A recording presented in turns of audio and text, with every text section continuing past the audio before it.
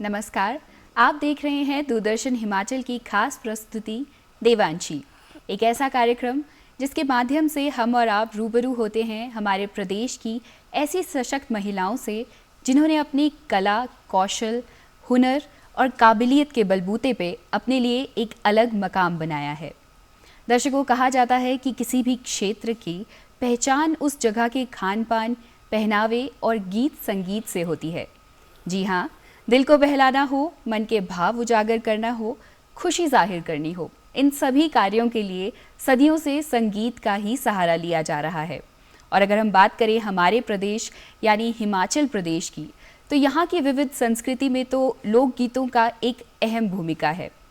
मौका चाहे खुशी का हो या कोई जन्मोत्सव हो या ब्याह शादी हो या फिर कोई त्योहार या पर्व ही क्यों ना हो, अगर गीत संगीत ना हो तो ये सभी मौके कुछ फीके लगते हैं। और अगर हम बात करें हमारी संस्कृति की और किस तरह से इसे जन जन में फैलाया जाता है, तो लोक संगीत के माध्यम से ये कार्य करने में महिलाओं की भूमिका अलग ही है, उनकी भूमिका बहुत अहम है। तो आज हम इस कार्यक्रम में इसी विषय पर पारंपरिक लोकगीत और महिलाएं पर कुछ बातचीत करेंगे हमारे स्टूडियो में मौजूद विशिष्ट मेहमान श्रीमती सुमन शर्मा जी से, जो कि एक लोक गायिका हैं। सुमन जी, आपका हमारे स्टूडियोज में बहुत बहुत स्वागत है। धन्यवाद जी, बहुत बहुत। तो सुमन जी, सबसे पहले हम दर्शकों से आपको रूबरू करवाना चाहते हैं, तो आप अपना थोड़ी सी इंट्रोडक्शन हमारे दर्शकों को दे दें। मेरा नाम सुमन शर्मा है। मैं डिस्ट्रिक्ट सोलन से हूँ। बातल गांव से संबंध रखती हूँ, जिस बातल गांव को एक छोटी काशी से जाना जाता है। और मेरा मायका जो है वो बिलासपुर में है, ससुराल बातल गांव में है जी। मेरे 2 बेटे हैं। मेरे पति टीचर हैं जी। और अगर हम बात करें आपके बचपन की, तो आपका बचपन कहाँ गुजरा है? मेरा बचपन तो मेरा बिलासपुर में गुजरा है जी। तो मैं बिलासपुर में ही पैदा हुई। वहाँ से मैं अपने बचपन की यादों को मैंने जो है वो संजोया है। बचपन की यादें हमें कभी नहीं भूलती। जी जी, एकदम सही कहा आपने। हाँ, ऐसा है कि जैसे कि बचपन में हम स्कूल जाते थे तो संगीत का एक शौक़ रखते थे। मैं बहुत ज़्यादा, संगीत एक ऐसी चीज़ है जो कि हमारे मन को, तन को स्वस्थ रखती है जी। और हमें हमारी संस्कृति से जुड़ने का मौका देती है जी। आपने कहा कि आप बचपन से ही संगीत पे रुचि रखती थी। हाँ, तो हम आपसे यही जानना चाहेंगे कि कब आपकी रुचि संगीत में बनी और किस उम्र से आपने गीत गाना शुरू किया? मुझे एक याद है कि जब मैं 3री-4थी क्लास में पढ़ती थी तो हमारे स्कूल में टूर्नामेंट होने थे। दूसरे स्कूल में होने थे, हमारे तो नहीं थे ना वो। हाँ जी जी।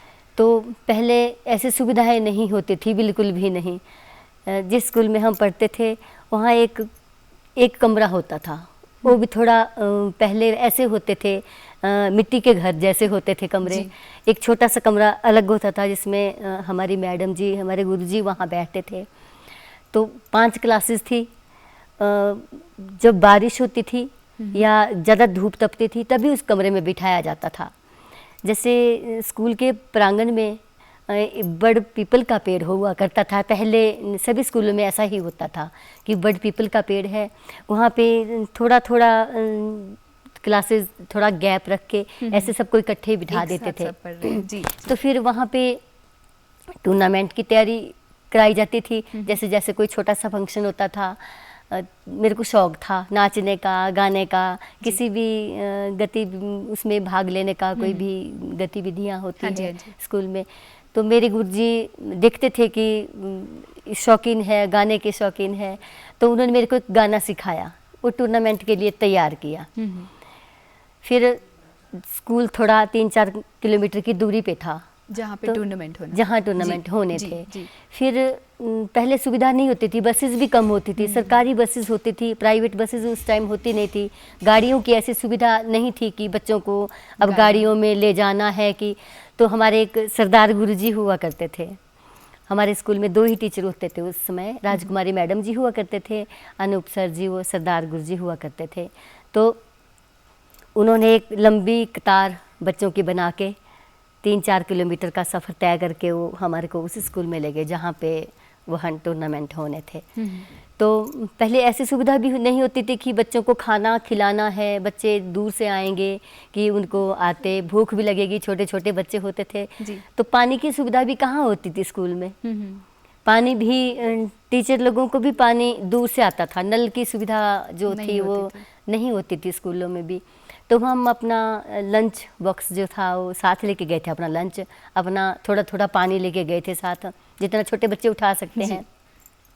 जैसे ही हम वहाँ पे पहुँचे तो पहले गुरुजी ने हमारे को वहाँ बिठाया गोले में, वहाँ भी पानी की साइड को ले गए। वो टैंक था, छोटा सा कुआं था, आज भी वो कुआं याद है कि हमने यहाँ पानी पिया था बचपन में। तो फिर वहाँ पे जैसे बैठे ऐसे गोला लगा के वहाँ सब बच्चों को उन्होंने वो लंच करवाया जो हम अपने घर से लेके गए थे। फिर लंच करने के बाद अपने अपने प्रोग्राम में जुट गए, जिसको स्पोर्ट्स में रहना था वो अपने उसमें हो गए हाजिर। हम अपने जिसमें थोड़ा गीत संगीत में भाग लेना था। तो फिर वो गाना मुझे मेरे गुरुजी ने तैयार कराया था।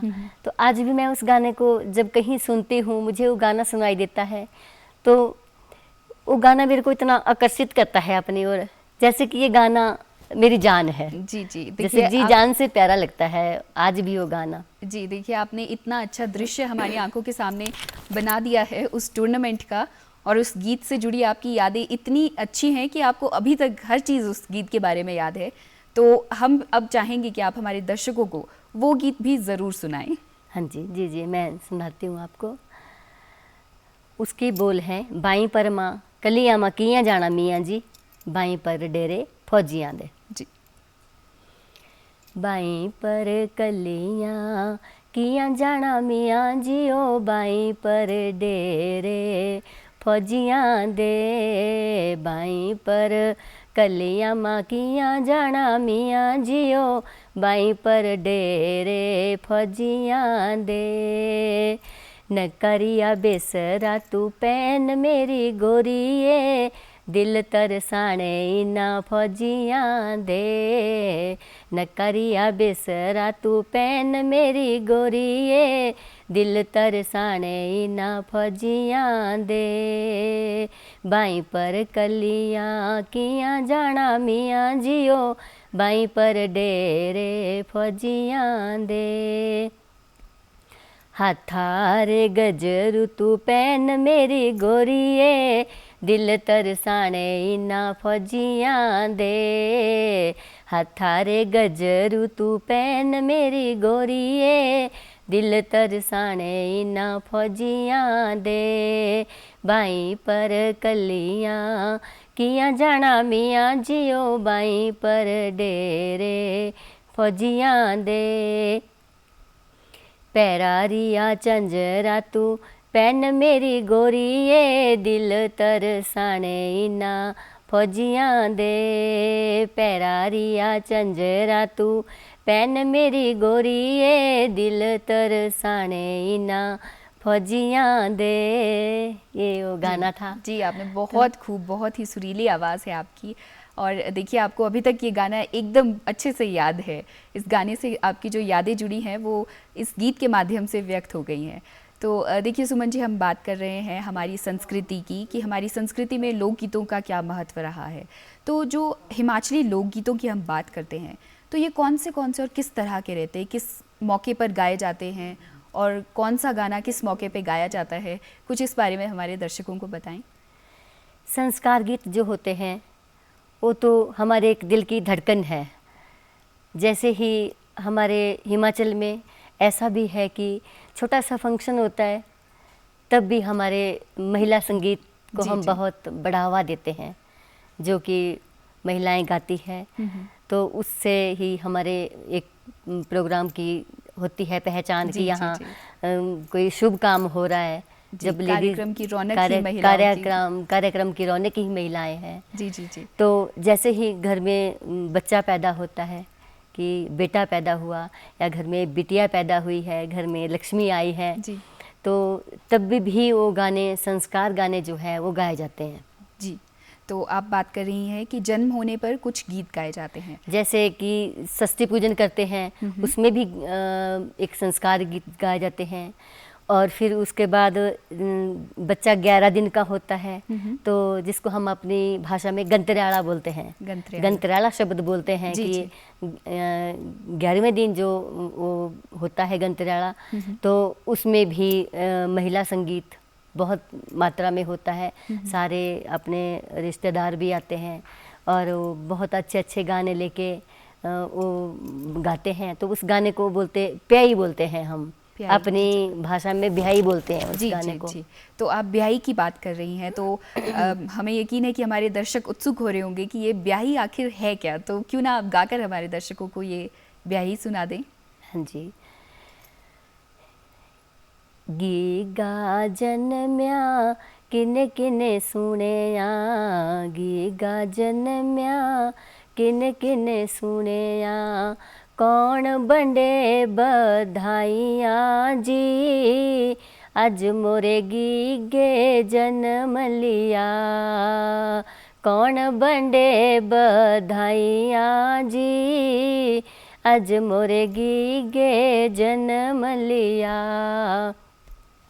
गी गा जन्म्या दादा ने सुनेया, गी गा जन्म्या दादा ने सुनेया, दादी बंडे बधाइयाँ जी, आज मोरे गीगे जन्म लिया, दादी बंडे बधाइयाँ जी, आज मोरे गीगे जन्म लिया। गी गा जन्म्या नाना ने सुनेया, गी गा जन्म्या नाना ने सुनेया, नानी बंडे बधाइयाँ जी, आज मोरे गीगे जन्म लिया, नानी बंडे बधाइयाँ जी, आज मोरे गीगे जन्म लिया। बहुत ही खूबसूरत आपने ये गीत गाया, लेकिन हम ये भी चाहते हैं आपसे कि आप इसी गीत को सरल शब्दों में हमारे दर्शकों को समझा दें, इसमें क्या कहा जा रहा है। इसमें है कि जब बच्चा पैदा होता है तो हम अपनी भाषा में उसको गिग्गा बोलते हैं जी। जैसे कि आज मोरे कृष्णा ने जन्म लिया, वो भी एक बोल सकते हैं। आज मेरे गोपाल जी ने जन्म लिया। लेकिन हम जब बिलासपुरी भाषा में, मेरा जन्म बिलासपुर में हुआ है, तो मुझे बिलासपुरी गाने से बहुत लगाव है। मैं ज़्यादातर बिलासपुर ही गाने जो है वो पसंद करती हूँ।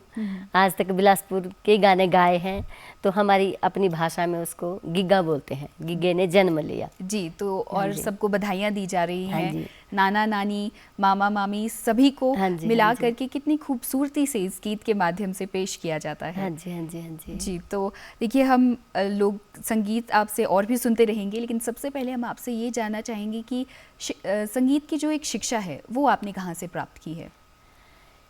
संगीत की शिक्षा कोई औपचारिक रूप से मैंने कहीं से नहीं ली। जैसे हम छोटे छोटे होते थे तो जैसे कोई भी फंक्शन गांव में होता था तो वहाँ जाना, या फिर स्कूल जाने लगे तो वहाँ कुछ बच्चों से सीखना, कुछ अपने आप गाना। पहले ऐसी सुविधाएं नहीं होती थी कि कहीं जाना है, कहीं सीखना है। जी, आपने एकदम सही कहा। हाँ, क्योंकि पहले साधन भी बहुत कम होते थे, कोई सिखाने वाले भी नज़दीक नहीं होते थे। फिर रही बच्चों की बात, लड़कियों की बात, ज़्यादातर तो लड़कियों की बात पे मैं कहूँगी कि जब लड़कियाँ थोड़ी बड़ी होने लगती है तो उनको कहीं भेजा नहीं जाता। माँ बाप समझते हैं कि लड़की है, बड़ी हो गई, अब इसको बाहर भेजना नहीं है, कहीं सीखने नहीं जाएगी, या कहीं जाएगी तो उसका ध्यान रखना पड़ता है। जी बिल्कुल, जी बिल्कुल। तो फिर शिक्षा होती नहीं, फिर हम अधूरे रह जाते हैं, वंचित रह जाते हैं उन जो हमने सीखना चाहिए उन शिक्षा से हम वंचित रह जाते हैं। जी, वैसे अगर हम बात करें जो ये हमारी संस्कृति है और जो ये लोकगीत हैं, ये वैसे ऐसे सिखा करके तो सीखे भी नहीं जा सकते। ये हाँ जी, एक जनरेशन से दूसरी जनरेशन को बताए जाते हैं। अगर उन्हें साथ में बिठाया जाए, उन्हें बताया जाए कि ये गीत है, इसका ये मतलब होता है, तो उसी तरह से वो सीखते हैं। हाँ जी, हाँ जी। जी, तो अगर हम बात करें कि संगीत का आपके जीवन में क्या महत्व रहा है? संगीत का महत्व तो हमारे जीवन में बहुत ही एक ज़्यादा है। संगीत के बिना हम अधूरे हैं, बिल्कुल अधूरा है हमारा जीवन। अगर हमारे को संगीत सुनने का शौक़ नहीं है या गाने बजाने का शौक़ नहीं है तो हमारा जीवन बिल्कुल अधूरा है। जी, देखिए हम बात कर रहे थे पहले हिमाचली लोकगीतों की, तो हमारी बात शुरू हुई थी बधाई गीतों से जो कि जन्म उत्सव पे गाए जाते हैं। अब हम आना चाहेंगे विवाह उत्सव पे। विवाह के मौके पर किस तरह के गीत गाए जाते हैं, ये आप हमारे दर्शकों को बताएं। विवाह के मौके पर जैसे कि लड़की की शादी है तो लड़की की शादी में जो है वो मंगल गीत भी गाए जाते हैं और सुहाग भी गाए जाते हैं। अब लड़कों की शादी है तो लड़कों की शादी में घोड़ियाँ गाई जाती है। और जैसे कि पहले कुछ समय पहले ऐसा टाइम था कि जब बारात आती थी तो बारातियों का स्वागत जो होता था वो सिठनियों से होता था। सिठनियाँ हम अपनी भाषा में बोलते हैं। तो एक गालियाँ टाइप होती है कि बहनें आए, हंसी मजाक का एक मनोरंजन होता था। क्योंकि पहले मनोरंजन के साधन बहुत कम होते थे, कोई डीजे नहीं होता था उस समय में। अगर प्रांगण में कहीं पेड़ है तो पेड़ में माइक लगा दिया जाता था और सजावट के लिए वो गुड्डी कागज होते थे। जी। आज भी याद है उन छोटे छोटे पलों की, जैसे कि हमने बहुत पहले देखा है। तो सजावट के लिए वो होते थे जो गुड्डी कागज होते हैं, उनको माला बना के उनमें पिरो के तो उनकी सजावट होती थी। वो तो बारात आती थी तो उनको सिठनियाँ दी जाती थी कि वो एक मनोरंजन होता था, मनोरंजन का साधन वही होता था। खाना खाने का इंतज़ार करते रहते थे कि कब जैसे वो ब्रेकफास्ट करने के लिए आएंगे तब हम सिठनियाँ देंगे, या कब वो खाना खाएंगे हम अपने प्रोग्राम में हाजिर हैं सिठनियाँ देने के लिए। इतनी उत्सुक रहती थी महिलाएं कि हम वहाँ सिठनियाँ देंगे। जी, जो वर पक्ष और वधु पक्ष के बीच का हंसी मजाक है। हाँ जी। तो आपने सिठनियों के बारे में हमें इतना बता दिया है, हम एक सिठनी तो आपसे ज़रूर सुनना चाहेंगे। हाँ जी, तो जैसे कि पक्षी शहर दी हो, पखिया काला बुंबड़ लाना, पक्षी शहर दी हो, पखिया काला बुंबड़ लाना।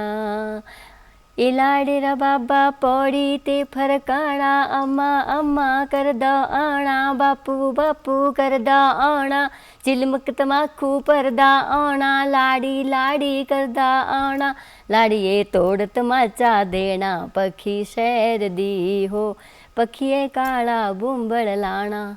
जी, और हम बात कर रहे थे विवाह गीतों की, तो विवाह गीत भी अगर आप कोई साथ ही समय सुना दें तो बहुत ही दर्शक हमारे खुश हो जाएंगे। जैसे कि लड़की की शादी होती है उसमें भी एक कुछ मंगल गीत गाए जाते हैं, कुछ सुहाग गाए जाते हैं। जी, जैसे कि आमा दूरे ना दे आओ पर, देशा ना दे आओ तैनो, कसमा लगे हो मेरे प्यार दी। आमा दूरे ना दे आओ पर, देशा ना दे आओ तैनो, कसमा लगे हो मेरे प्यार दी। उतिए देशा भी जानाओ पर, देशा भी जानाओ तेरी, बननी सुहागनारी जोड़ी। होती ये देशे भी जानाओ पर, देशे भी जानाओ तेरी, बननी सुहागनारी जोड़ी। हो मेरी आमा भी रोयो मेरा, बापू भी रोयो मेरी, रोए सहेलियां दी जोड़ी। हो मेरा आमा भी रोयो मेरी, आमा भी रोयो मेरी, रोए सहेलियां दी जोड़ी। बहुत ही सुंदर।